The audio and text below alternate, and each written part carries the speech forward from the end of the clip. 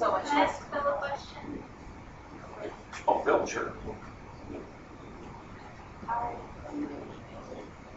So I have mi times this, and mj times that, right? Now, okay, this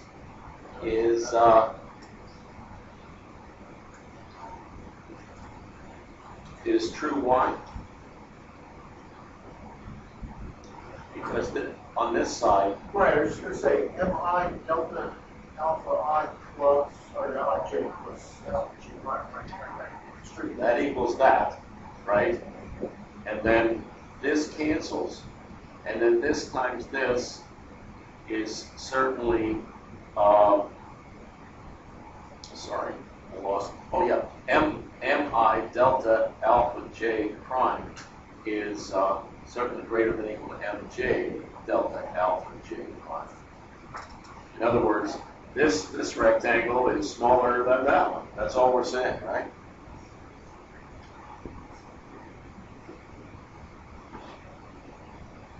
So that shows that the contribution to the Stieltjes sum can only decline if you add points, if it's the upper sum. The upper sums come down as you refine. And by a similar argument, the lower sums go up. Okay? Now, we have a bunch of different sums because we have lots and lots of partitions. Are the sums bounded above and below? Because if they're bounded above, then there's a least upper bound. And if they're bounded below, there's a greatest lower bound. And we might be able to look at the least upper bound of the lower sums and the greatest lower bound of the upper sums and define something, which will be very important. So tell me why these sums are bounded. We can certainly take this. It's a bounded function, right? Where did we assume that? Somewhere. Way back when. Yeah, that's a bounded function. It's a bounded function, and so certainly there's a sup and an inf over the entire interval AB. So there's sort of a mass through capital M and well, it's not the biggest one, it's the smallest one, little m, that work over the entire interval. So the biggest a Riemann-Stieltjes sum is ever going to be is the sup over AB times B minus A. The smallest it's ever going to be is the inf over AB times B minus A, right? Okay. That means the uppers coming down are bounded below and the lowers going up are bounded above. So, sup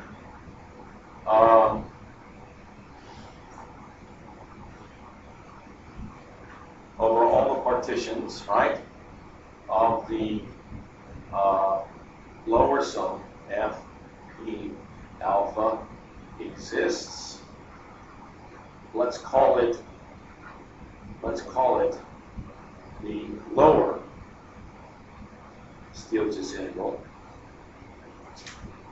and the inf of the upper Stieltjes sums exists, and we'll call that the upper Stieltjes integral of f on AB with respect to alpha.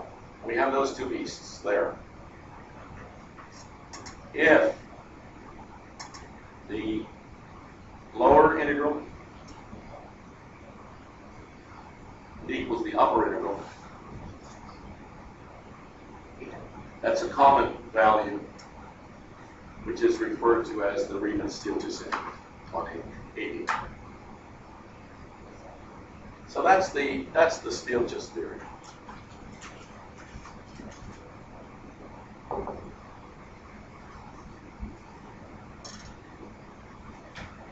Who would like to explain the Euler-Maclaurin formula for Thursday?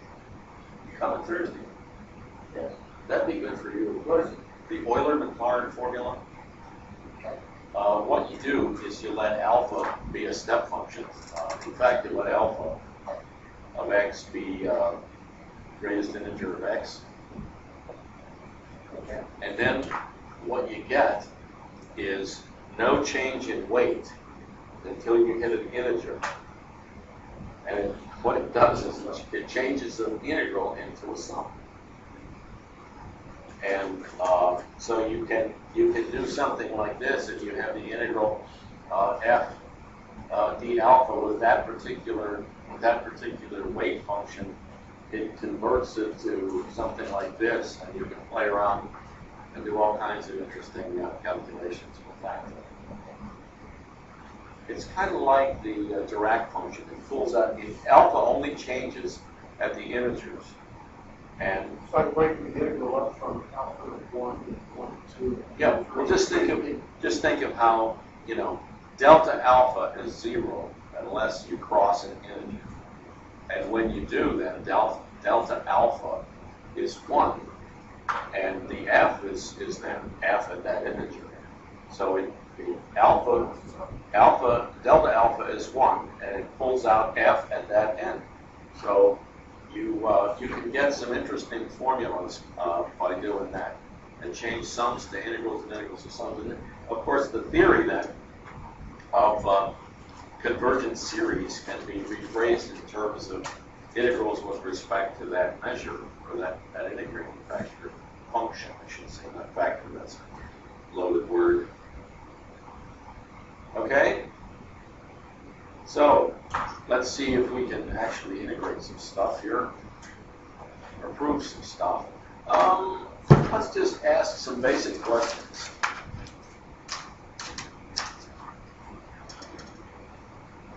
Is the sum or difference of two Stieltjes integrable functions Stieltjes integrable? Anything we can't figure out now is fair game for the final. And since Cindy wants the final next week, you can slit her tires. Okay, what are we saying? Theorem here.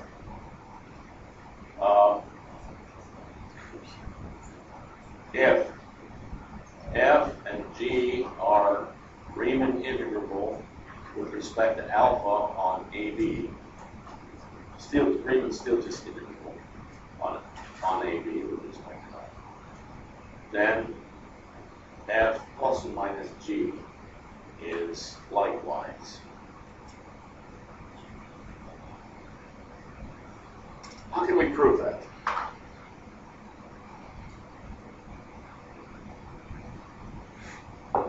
With all these integral proofs, what do you do? What do you think you do? You go back to sums, right? You go back to sums, and you're given, if f and g are separately Riemann Stieltjes integrable, then what's happening? By the way, we skipped over quite a bit of stuff here necessarily. We'll be here for a year. The formalism I gave you there about the upper and lower sums and then the upper and lower integrals is equivalent to the business about the sums approaching the limit. Gaston Darboux worked all this stuff out in the 1870s. Previously to that, we were kind of stuck with remember what we did in the Cauchy case. We got sums and we showed that if partitions are small, the Cauchy sums were pretty close. And then we took a specific bunch of partitions and generated a Cauchy sequence that converged. And then we said that's the integral. We showed it was independent of the sequence of partitions that we chose. You can rephrase this whole thing with the sup and int over the little intervals, right? That idea is to get Darboux. So a function is Riemann Stieltjes integrable if what? If given epsilon greater than 0, there exists a partition in the family of partitions such that the sum over the partition of the sup over delta xi of f of minus the inf over delta xi of f. Okay, so this is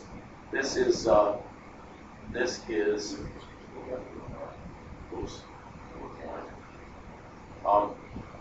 In other words, I pick an x that sits inside this subinterval, and I run over all possible x's, and I find the sup of f, and then I do the same for the int. This is the spread. Technically, it's the oscillation of f on the subinterval delta xi.